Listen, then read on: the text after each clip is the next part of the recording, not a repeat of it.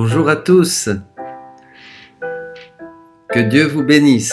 Nous commençons donc une série de diaporamas sur la divine volonté que vous pouvez retrouver bientôt sur notre site Disciples Amoureux Missionnaires. Vous les aurez les uns après les autres. Donc, pour que nous grandissions ensemble, recommandons-nous à la Vierge Marie qu'elle nous ouvre à chacun le royaume de la divine volonté, ce grand don que Dieu fait à l'humanité en cette période tant tourmentée et de profonde et vertigineuse, dira Jésus, poussée vers le mal.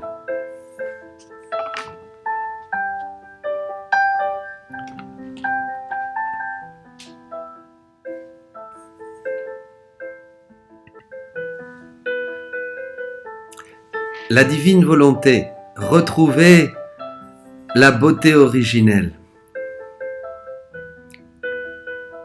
Le livre du ciel, 36 volumes, l'appel des créatures à revenir à l'ordre, au rang et au but pour lesquels elles ont été créées par Dieu. C'est le sous-titre que Jésus a voulu pour le livre du ciel. Ce que nous sommes, l'écriture tout entière prend une nouvelle dimension. Des versets qui étaient incompréhensibles ou peu compréhensibles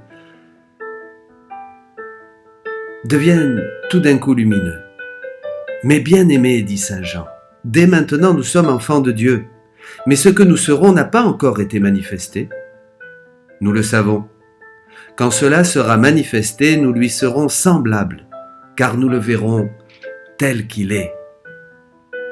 Enfants de Dieu, nous le sommes par le baptême.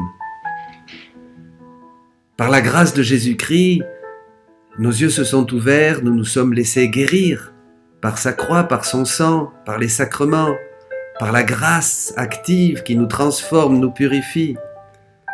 Mais le plan de Dieu va beaucoup plus loin. Il veut que nous retrouvions notre beauté originelle. Et ça se manifestera quand nous lui serons semblables et quand nous le verrons. Mais déjà dans la divine volonté, mes amis, cette vision apparaît comme l'aurore à l'horizon. Le voile est déchiré. Une révélation infinie. Et pendant la dernière scène, il y a ce verset si mystérieux de saint Jean. Lorsque Jésus dit « J'ai encore beaucoup de choses à vous dire, mais pour l'instant, vous ne pouvez pas les porter. Quand il viendra, lui, l'Esprit de vérité, il vous conduira dans la vérité tout entière. »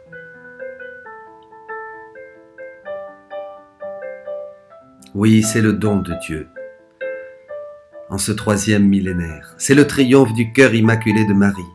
Enfin, des enfants vont rentrer dans le royaume de la divine volonté. C'est ce que l'œil n'a pas vu, ce que l'oreille n'a pas entendu, ce qui n'est pas venu à l'esprit de l'homme, ce que Dieu a préparé pour ceux dont il est aimé. Et c'est à nous que Dieu, par l'Esprit, en fait la révélation, dit l'apôtre Paul dans la première aux Corinthiens. Et quel est ce don de Dieu ? C'est le don de sa divine volonté. Non pas faire la volonté de Dieu, mais non seulement la faire, mais en plus la posséder comme source de tout notre être, de tout notre agir. Éternelle et sainte, vivre avec lui en parfaite communion de vie. Jésus disait bien « Tout ce qui est à moi est à toi, et tout ce qui est à toi est à moi. » Cette communion de vie entre le Père et le Fils, dans le mystère de la Trinité, c'est ce que Dieu veut pour toi, pour chacun de nous. La plus grande des grâces nous est donnée en ces temps, dit Jésus.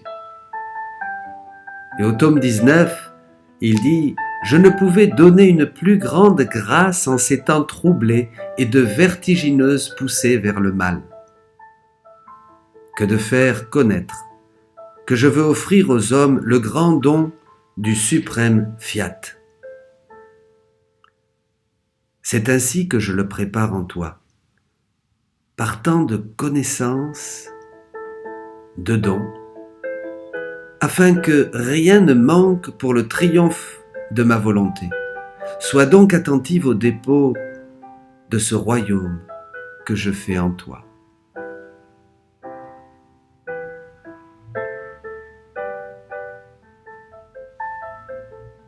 Dieu veut que nous l'aimions d'une manière divine et digne de Dieu.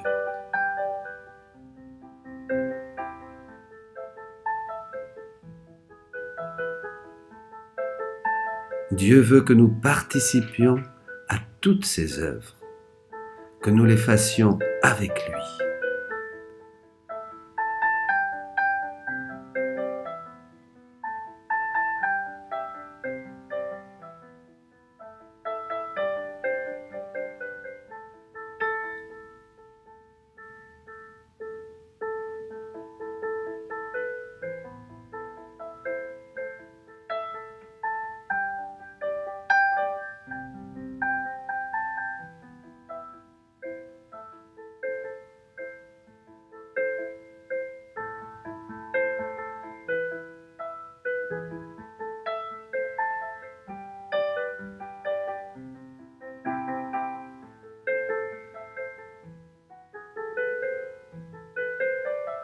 Le royaume de Dieu est au milieu de vous. Luisa Picaretta, la petite fille de la divine volonté. Un cadeau pour toute l'Église jusqu'à la fin des temps. Née à Corato le 23 avril 1865, elle part vers le Père, vers ce Père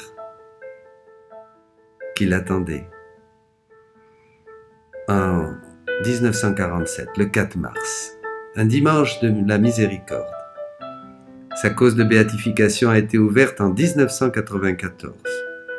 Toujours soumis à l'Église locale et particulièrement à Saint Annibale Maria di Francia, son confesseur et censeur ecclésiastique, qui durant 17 ans l'a dirigé et a rendu possible la diffusion de ses écrits.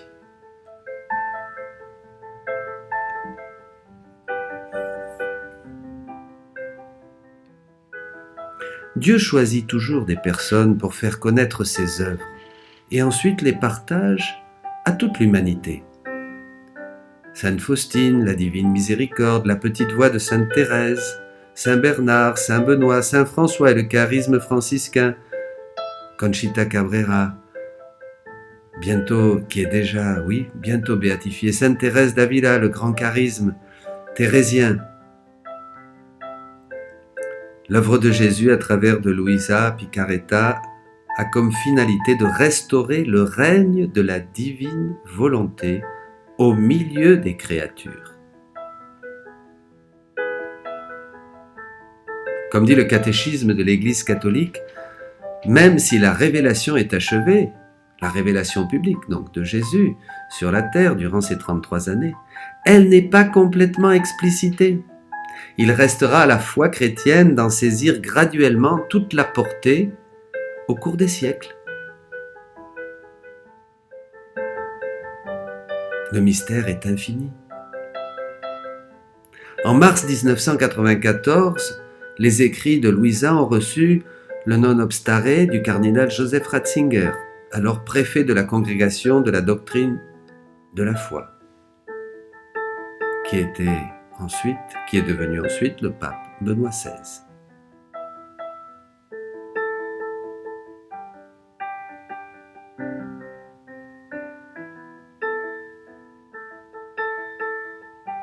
Saint Annibale Maria di Francia a été canonisé par Saint Jean-Paul II.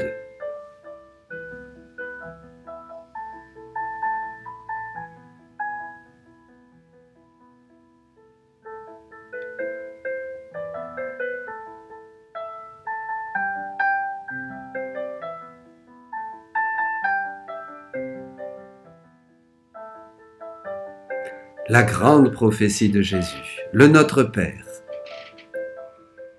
J'ai enseigné le Notre Père, dit notre Seigneur, en leur faisant dire « Que votre règne arrive, que votre volonté soit faite sur la terre comme au ciel. » Si ma volonté n'est pas faite sur la terre comme au ciel, on ne peut pas dire qu'elle règne parmi les créatures. Et par conséquent, dans le temps de son royaume, elle sera présente, non seulement parmi les créatures, mais en chacune d'elles, comme vie éternelle.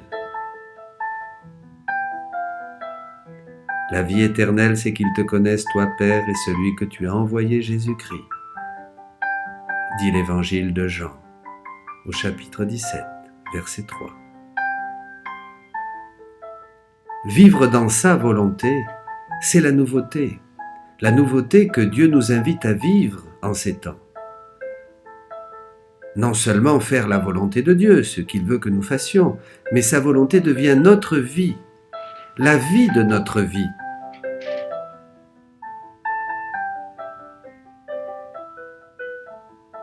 Ma nourriture, c'est de faire la volonté de celui qui m'a envoyé et d'accomplir son œuvre.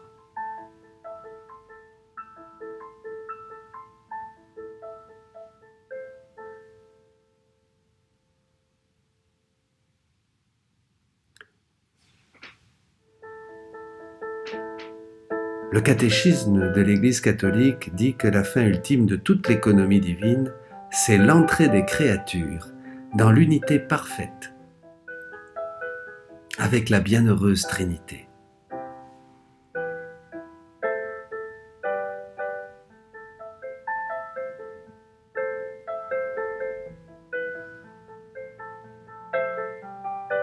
La divine volonté, elle est partout. Ma fille, dit Jésus, ma volonté avec son immensité a toujours été présente parmi les créatures. Parce que, de par sa propre nature, il n'est pas de point où elle ne soit présente. Et les créatures ne peuvent être sans elle. Ce serait comme ne pas pouvoir avoir ou recevoir la vie. Sans ma divine volonté, toute chose retournerait au néant. On parlait de la présence d'immensité, qui est active, qui garde tout dans la vie. En lui, nous avons le mouvement, la vie et l'être, disent les Actes des Apôtres au chapitre 17. Cependant, régner est une chose, mais c'est être reconnu, aimé, désiré et dépendre de mon fiat, tout comme les membres peuvent dépendre de la tête. C'est ça que Jésus veut. Que maintenant il y ait cette prise de conscience. Une fois que par les écrits, nous savons que la divine volonté donc existe, qu'elle est partout, qu'elle se donne à nous. Nous en prenons conscience, nous la reconnaissons, nous y croyons. Nous l'accueillons, nous l'aimons, nous la faisons nôtre, nous la désirons. Et c'est cela qui ouvre notre cœur, toute notre vie, à son action en nous pour qu'elle devienne régnante, œuvrante, agissante, triomphante. Et que nous fassions tous, chacun, venir ce règne de Dieu sur la terre. Le cardinal Ratzinger disait « L'option chrétienne est très simple, c'est l'option du oui à la vie. Il s'agit d'un fiat à la vie divine qui régit tout l'univers. Cette vie divine qui est à l'origine de tout, le créé, passé, présent et à venir. »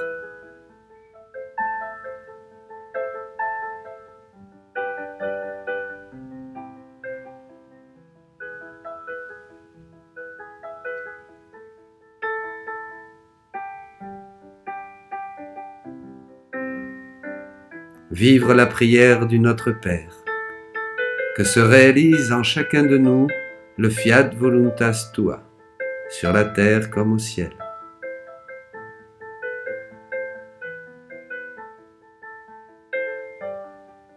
Fiat, Dieu commence ainsi toutes ses œuvres. La création, l'incarnation du Verbe, par la bouche de Marie toute pure, qu'il me soit fait selon ta parole. La rédemption, ce désir ardent de Jésus de faire la volonté du Père et non pas la sienne. Et le fiat voluntas tua, sicut in cielo et in terra. Que ta volonté soit faite sur la terre comme au ciel.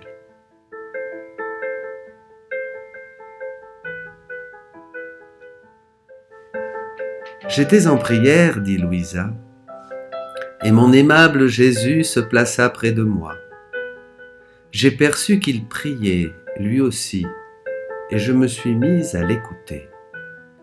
Il me dit, ma fille, prie, mais prie comme moi. C'est-à-dire immerge-toi tout entière dans ma volonté, en elle tu trouveras Dieu et toutes les créatures. T'appropriant toutes les choses des créatures, tu les présentes à Dieu, puisque tout lui appartient.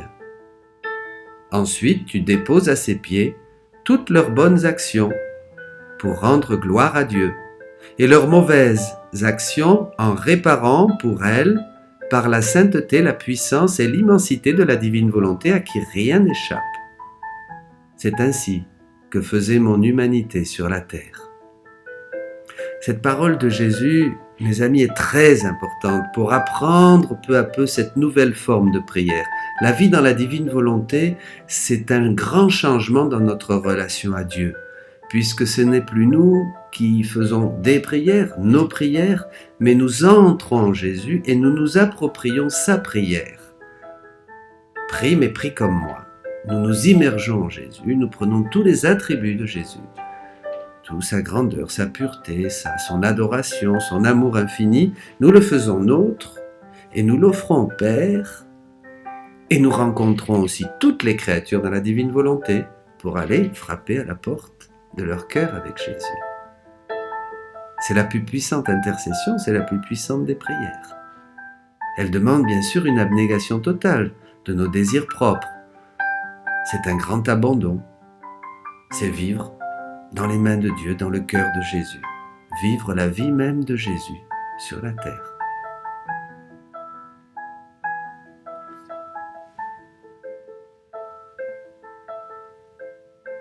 Offrir à Dieu la réciprocité d'amour pour toutes les choses qu'il a créées est un droit divin, nous le devons à Dieu, mes amis, et constitue, dit Jésus, le premier devoir de la créature.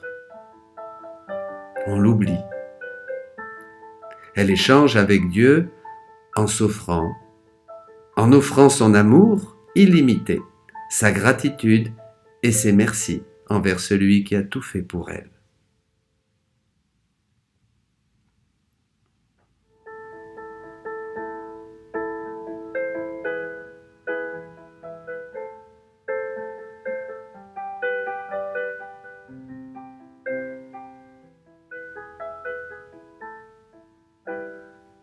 Ne volons pas Dieu en usurpant ses bienfaits. C'est bien ce que nous faisons lorsque nous profitons de la création, de toutes ces belles choses qui nous magnifient, la gloire de Dieu, son amour infini, de toute cette nature qui nous entoure et qui nous dit « Je t'aime, je t'aime, je t'aime » de la part de Dieu.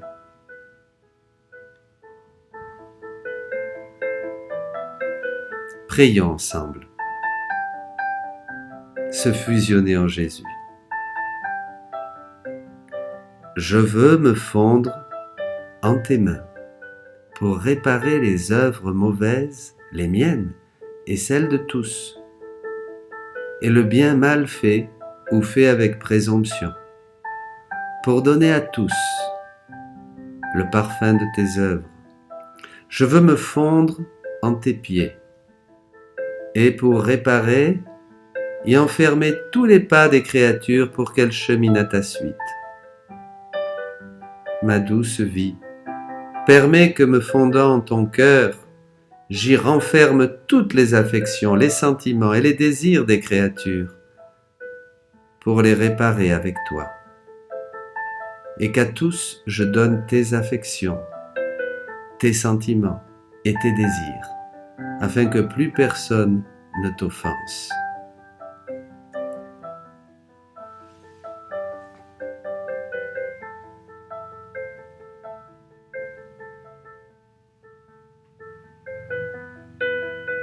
Au début, tout était harmonie.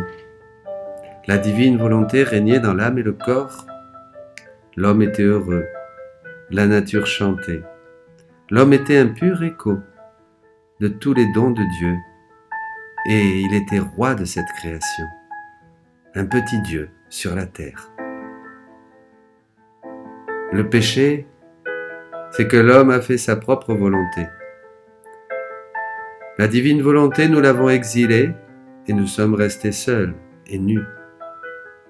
L'âme et le corps ont commencé à se déchaîner, à se faire la guerre avec les passions, la tristesse et la mort sont apparues. Les conséquences du péché sont dramatiques et nous vivons aujourd'hui une condition très misérable, mais nous nous y sommes habitués. Nous nous sommes habitués à vivre dans l'obscurité, un peu comme ce mythe de la caverne du philosophe Platon. Si nous savions comme la lumière est belle. Pourquoi souffrir de la méchanceté autour de nous, non seulement des hommes mais de la nature? Cette tristesse, la dépression, la maladie, la mort. Une existence fragmentée, disait le pape Benoît XVI. Dieu n'est plus là, l'homme est seul.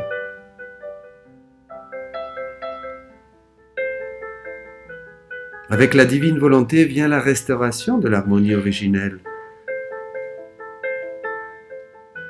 L'unité, que tout soit un.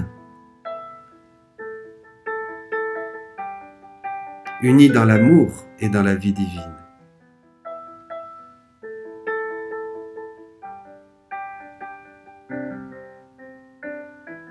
Fusionnés dans la mer immense, comme une petite goutte d'eau de la divine volonté.